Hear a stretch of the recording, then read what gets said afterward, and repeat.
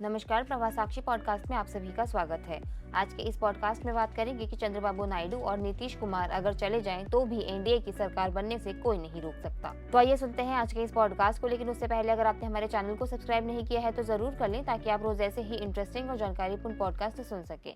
फिर बनने जा रही मोदी सरकार। लोकसभा चुनावों के परिणाम सामने आ चुके हैं। किसी एक दल को स्पष्ट बहुमत नहीं मिल सका है। हालांकि जनता ने राष्ट्रीय जनतांत्रिक गठबंधन को स्पष्ट जनादेश देकर एक बार फिर से मोदी सरकार बनने का मार्ग प्रशस्त कर दिया है।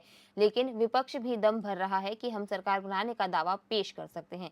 वैसे चूंकि भाजपा 240 सीटों के साथ सबसे बड़ी पार्टी के रूप में उभरी है, तो राष्ट्रपति उसे ही पहले सरकार बनाने के लिए आमंत्रित करेंगी। इस सबके बीच सबकी नजरें इस बात पर है कि एनडीए के सबसे बड़े घटकों के रूप में उभरे एक और समय प्रधानमंत्री नरेंद्र मोदी को हटाने के लिए राष्ट्रीय स्तर पर अभियान चलाने वाले चंद्रबाबू नायडू और नीतीश कुमार भाजपा के साथ बने रहेंगे या पाला बदलेंगे। हालांकि इन दोनों ही नेताओं ने स्पष्ट कर दिया है कि वह एनडीए के साथ हैं, लेकिन इनके बार बार पाला बदलने की आदत को देखते हुए लोग इनकी बात पर विश्वास नहीं कर रहे हैं। ऐसे में सवाल उठता है कि क्या एनडीए देश को स्थिर सरकार दे पाएगा। सवाल उठता है कि कहीं चंद्रबाबू नायडू या फिर नीतीश कुमार के पाला बदलने की स्थिति में कहीं विपक्ष गठबंधन इंडिया की सरकार तो नहीं बन जाएगी।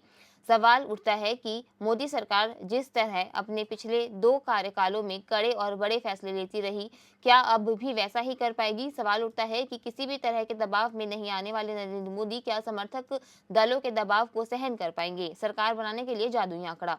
इन सब सवालों के जवाब तलाशने के लिए हमने जब चुनाव परिणाम के आंकड़ों पर नजर दौड़ाई तो कुछ चीजें उभर कर आई, जो कि दर्शाती हैं कि 5 साल तक मोदी की तीसरी सरकार को कोई खतरा नहीं होगा।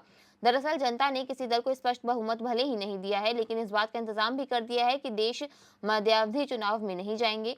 अपनी बात को साबित करने के लिए जरा आपको कुछ आंकड़े बताते हैं। सबसे पहले जान लीजिए कि सरकार बनाने के लिए 272 का आंकड़ा होना बहुत जरूरी है। एनडीए को अभी 293 सीटें मिली है, यानी बहुमत से 23 सीटें एनडीए के पास ज्यादा हैं। अब मान लीजिए कि अगर नीतीश कुमार का जनता दल यूनाइटेड जिसने 12 सीटें जीती हैं और चंद्रबाबू नायडू की टीडीपी जिसने 16 सीटें जीती हैं वह एनडीए से बाहर हो जाते हैं, तो ऐसे में एनडीए का आंकड़ा घटकर 265 पर आ जाएगा, जो कि बहुमत से 7 कम है। लेकिन अगर हम अन्य पार्टियों और निर्दलीयों के आंकड़ों पर नजर दौड़ाएं तो साफ प्रतीत होता है कि 7 नंबर का भाजपा आसानी से जुगाड़ कर लेगी और इस तरह नीतीश और चंद्रबाबू नायडू के जाने से मोदी सरकार की सेहत पर कोई असर नहीं पड़ेगा। चंद्रबाबू अगर एनडीए से बाहर होते हैं तो वाईएसआर कांग्रेस के जगमोहन रेड्डी अपने 4 सांसदों का समर्थन दे सकते हैं। जगमोहन ने पिछली लोकसभा में भी मुद्दों के आधार पर तथा विभिन्न विधायकों को पारित कराने के दौरान मोदी सरकार का समर्थन किया था। आइए एक नजर डालते हैं एनडीए और इंडिया गठबंधन के आंकड़ों पर और साथ ही जानते हैं कि अन्य दलों के कहां जाने की संभावनाएं हैं।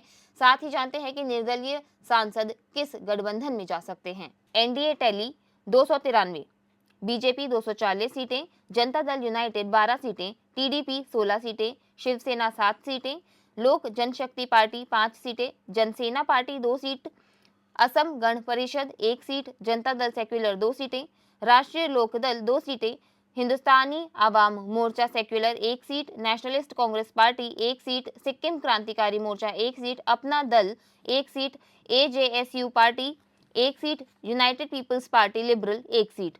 India tally 234, Congress party 99, Samajwadi party 37, TMC 29, DMK 22, Shiv Sena UBT 9, NCP Sharad Pawar 8 सीटें, RJD 4 seat, CPM 4 seat, Indian union Muslim league 3 सीटें, आम आदमी पार्टी 3 सीटें, Jharkhand Mukti Morcha 3 seat, CPIM L 2 seat, Viduthalai Chiruthaigal Katchi 2 seat, communist party 2 seat, Jammu Kashmir national conference 2 seat, Kerala Congress 1 seat, revolutionary socialist party 1 seat, Bharat Adivasi party 1 seat, Marumalarchi Dravida Munnetra Kazhagam 1 seat, Azad Samaj party 1 seat.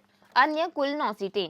Hanuman Beniwal या फिर Rashtriya Loktantrik party 1 seat, YSR Congress party 4 सीटें, voice of the people party 1 seat, Zoram people's movement 1 seat, Shiromani Akali Dal 1 seat, AIMIM 1 seat. Pappu Yadav जो पूर्णिया से जीते हैं ये India गठबंधन में जा सकते हैं। विशाल प्रकाश बाबू पाटिल सांगली से जीते हैं जो एनडीए में जा सकते हैं। अमृतपाल सिंह खडूर साहिब से जीते हैं। सरबजीत सिंह खालसा फरीदकोट पंजाब से जीते हैं।